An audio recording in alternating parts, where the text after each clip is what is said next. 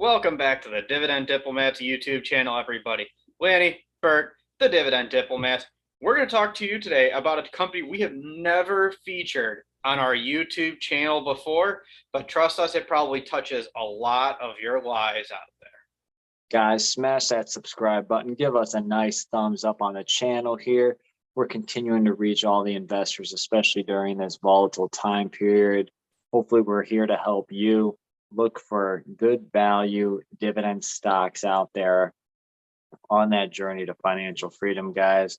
It's all about building that passive income stream, and that's why we love dividend growth investing. Bert, you're right.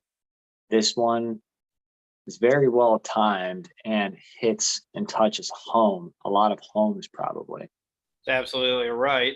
I know we're members there. I don't believe your household is, Lanny, but let me tell you, every time we go into the store, the lines are packed. The gas stations are 3 to 4 cars deep.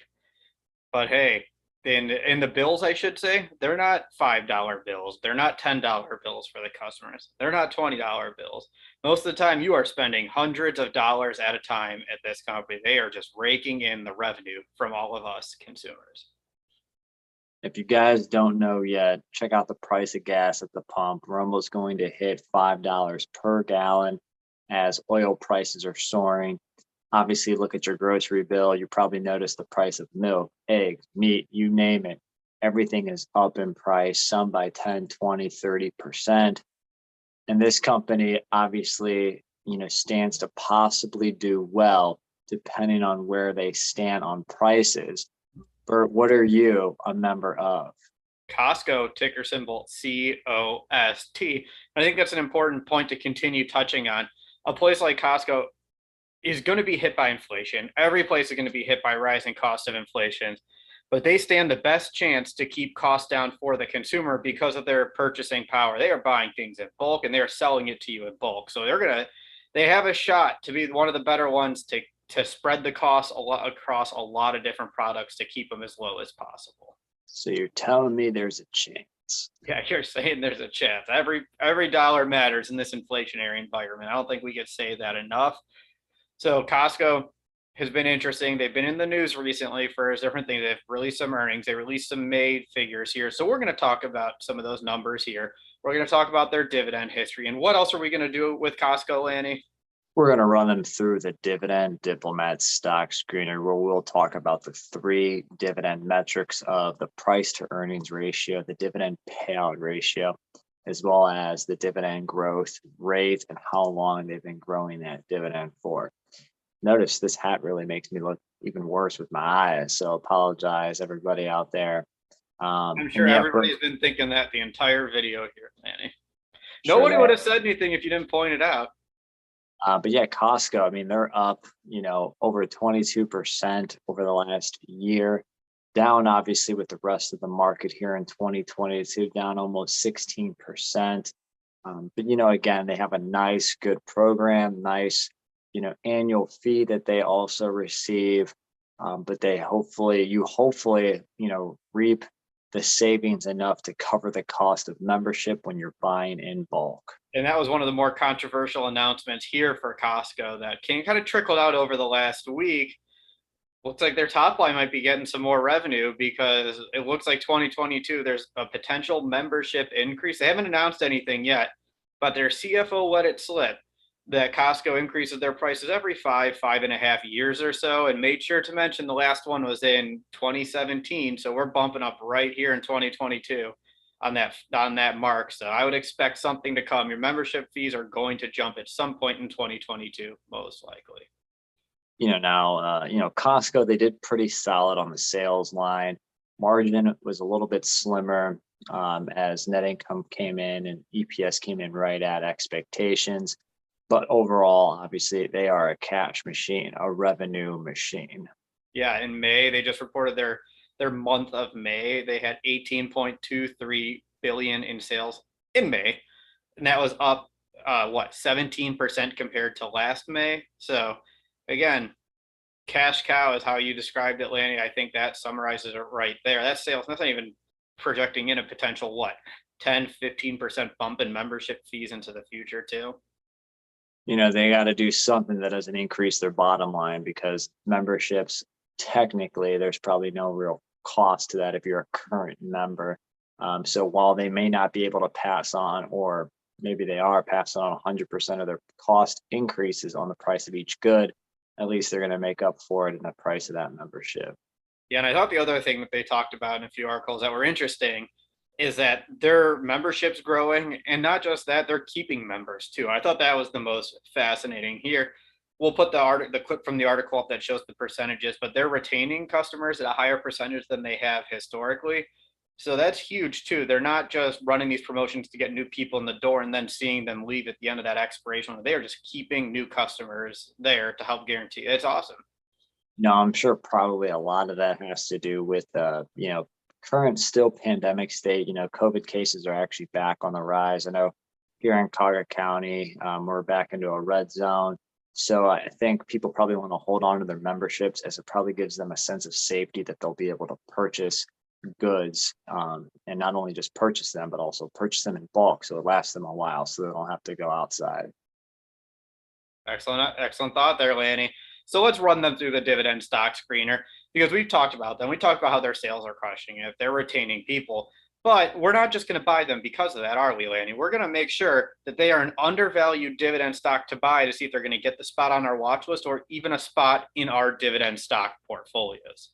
Let's see if Costco is a dividend stock here to add to your portfolio. Investors right now, let us know without even going into the metrics if you think this is a screaming dividend buy or a screaming dividend no. Bert, you feel free to kick us off. Sure. All right, their price is a low $476.25 per share as of June 3rd. Forward EPS $13.04. That PE ratio is 36.5, and I think that's the most fascinating part here of this too. With that year-to-date decrease, they're still trading at a PE ratio of 36. And I think that first quarter EPS was a little over $3 maybe. So even annualizing that out, they better make up some ground to get to that expectation mark from the analysts. So yeah, 36.5 price to earnings ratio. Ooh. Yeah. Ooh. Let's look at metric two. That payout ratio, their annual dividend is $3.06. Divide that by the 1304, it gives you a payout ratio of 27.61%. So hey, beats that metric. Hey, there's plenty of room to juice that dividend, and plenty of room to pay out a special dividend. What's that segue right there? Let's talk about that third metric, their dividend growth history. They've increased their dividend for 19 consecutive years. So they're closing in on becoming an aristocrat, a company that's increased its dividend for 25 consecutive years. Their 5-year dividend growth rate is 12.07%. But you bring up the excellent point there. Costco, while they may not pay the highest dividend yield, I'm just going to say the bonus metric here. Their yield is only 0.76% on an annual basis there. So not the highest of dividend yields. Now let's go back to the dividend growth history, because we can talk about the special dividend, because that's what makes Costco unique to shareholders. They may not have the highest yield at the moment. They may have a pretty strong dividend growth rate there, but they also announced periodic special dividends. Over the last 10 years, they've announced 4 special dividends: a $7 per share special dividend in November 2012, $5 per share special dividend in January 2015, $7 per share special dividend in May 2017, and a $10 per share banger in November 2020.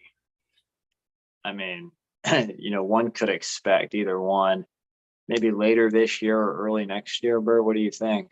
Yeah, no, I think that's pretty reasonable to say. And if you take that $10 special dividend, the yield may be low, but $10, divide that by the 476, that's 2% right there. So spread that out over every 2 to 3 years. That gives you another 0.6, 0.7% on the yield if you were to annualize it. Yeah, so your investment may end up yielding overall around the S&P 500, which is also down year to date. But yeah, so to give a summary of Costco metrics, again, you're looking at a 36.5 price to earnings ratio, obviously higher than the S&P 500 over the overall market. It's always hard to find Costco at a bargain price, very hard to find that. Payout ratio at 27.6%. A lot of safety there, room for growth, room for reinvestment, room for a special dividend. Dividend growth, obviously, over 19 years at a solid double-digit clip because that yield, that bonus metric, is at 0.76%, B. Yeah.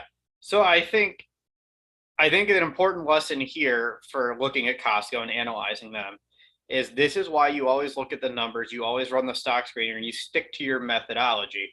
Because right now Costco clearly isn't undervalued. However, if you were just to look at the broader market, look at the news and see, oh my gosh, Costco's dipping right now, you may just be inclined to buy based on emotion. You may be inclined to buy because you like the company and the product. But really, when you peel back the numbers and you look at the metrics, they're not cheap compared to the market. They're actually very expensive compared to the market.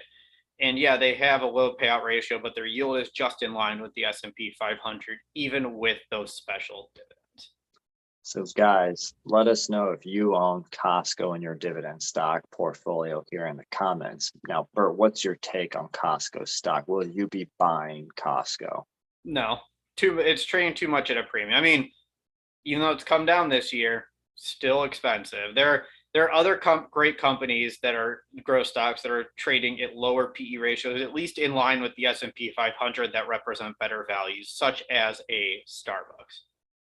They're down about $140 in share price from their 52-week high, which is about $612 per share.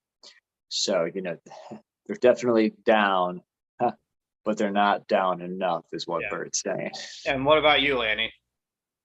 No, I own Kroger. I have my wife's account. We have Spartan Nash. We got a couple dividend players there. Costco, great company, but similarly, just too high of a price valuation right now. Yeah, so everyone, again, let us know in the comment section what you think of Costco. Do you own Costco? Are you buying this dip, or are you staying away like we are? If you haven't already, subscribe to our channel. Give us that thumbs up, everybody. Let's go. Let's reach financial freedom together. What do you think, Lanny? Any other thoughts? My other thought is that was Bert the Hurt and Lanny from the Dividend Diplomats, over and out.